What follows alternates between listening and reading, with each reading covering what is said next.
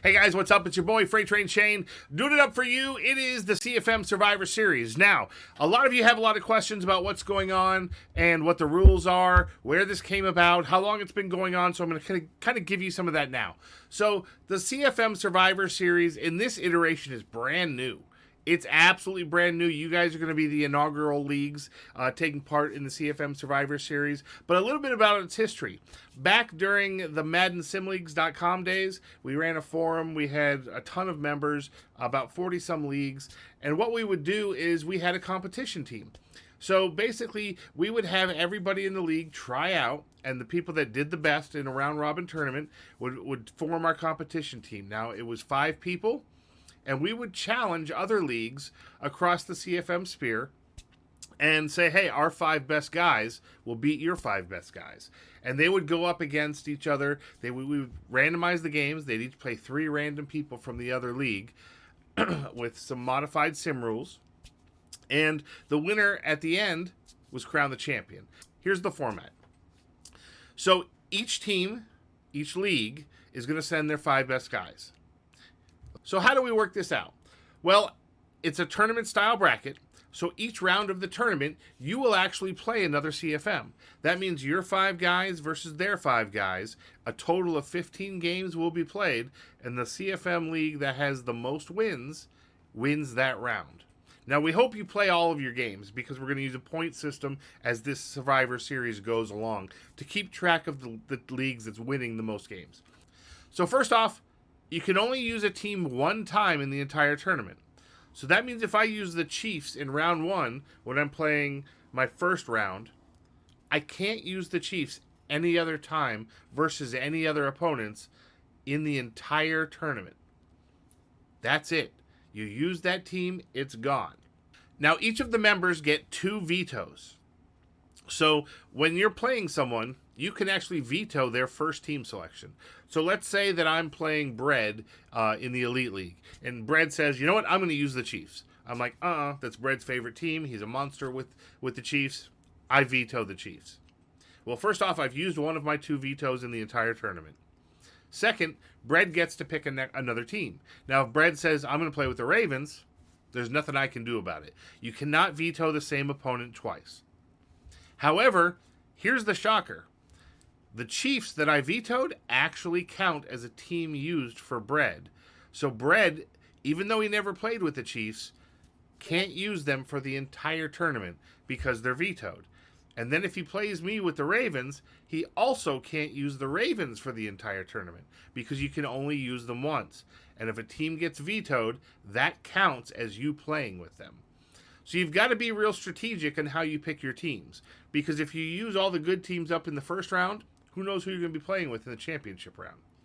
So you got to think about your opponents, think about which teams that fit your style, but maybe not the best teams. Maybe you save those for later. It's all up to you. It's all part of the strategy within the CFM Survivor Series.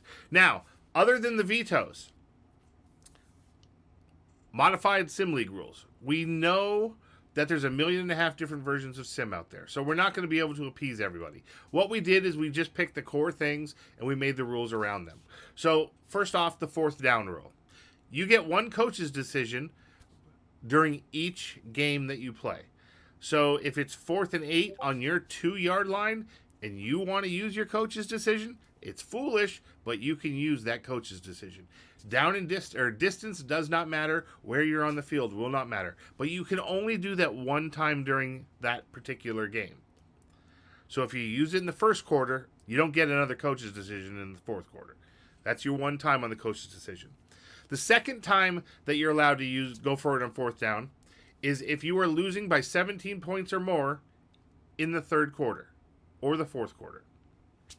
If you're losing by 17 points, you're allowed to go for it anywhere on the field. And then the 3rd time, it doesn't matter if you're winning or losing. If you're in the 4th quarter, you can go for it anytime, anywhere on the field. The thinking there is, if you've got a lead and you've got a 4th and short, you're probably going to go for it to kind of run that clock and preserve that lead. If you're behind, obviously you want to go for it as much as you can so that you can catch up and kind of try and grasp the victory from the talons of your opponent. So that's the 4th down rule. Now, the no huddle rule, a lot of leagues vary on this. The way it works in the CFM Survivor Series is you are only allowed to no huddle within the final 3 minutes of the half or the final 3 minutes of the game.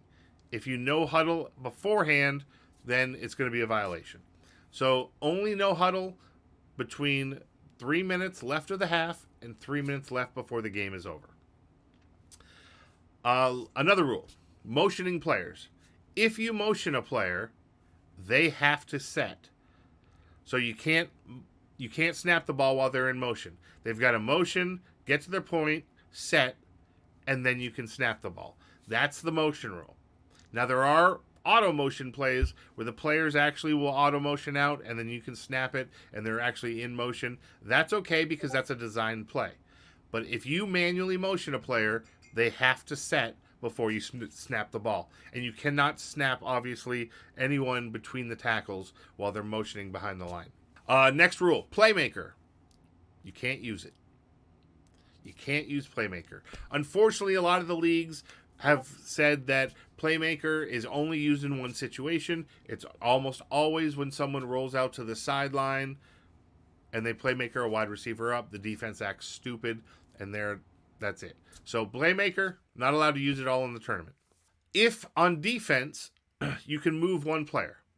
But if you move the player, you've got to use that player. So that means you can change the formations. You can rotate them using the strat pad, the defensive adjustments where you shift the line left, shift the line right. All of that is okay. But if you manually move a player, you have to use that player. You can switch to another player after the ball snapped. That's not a problem. But if you move somebody, you've got to use them. This is not a no-switch thing. You're allowed to switch players, but when you move someone, you're only allowed to move one person pre-snap, and that's it. All of the games will be played with the exhibition settings. So when you're playing online head-to-head, basically you're going to add your opponent to your friends list. You'll send an invite. We'll tell you which team will be the home team, which team will be the away team. And you'll play the game. It's going to be 6-minute quarters, 20-second Excel clock. You can use whatever playbooks you want. If you want to use a custom playbook, we have no problem with that. Make sure that when you play, it's on the All Madden skill. We're not playing All Pro. It's going to be All Madden, all tournament long. Now, once we get this all set up, I'm going to be sending out the invites to the Discord channel for the Survivor Series. Now, there's a cool feature in the Discord where there's a bot that you can add to your own server. And if you create a channel for just the CFM Survivor Series talk, all of the conversations between all of the leagues that use this bot will show up in that channel. That means your entire league can smack talk in that particular channel, and all of the other leagues will see it. You'll be able to banter back and forth between the leagues. You can mute people from other leagues. You can do all of that.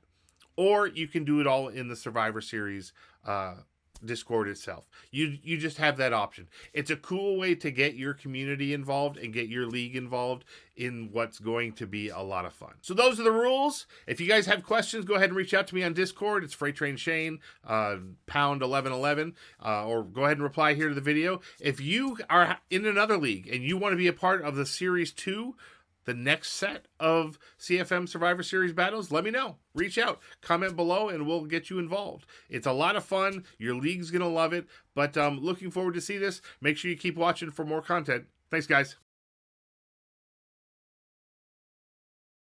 From the dawn of time we came, moving silently down through the centuries, living many secret lives, struggling to reach the time of the gathering, when the few who remain will battle to the last.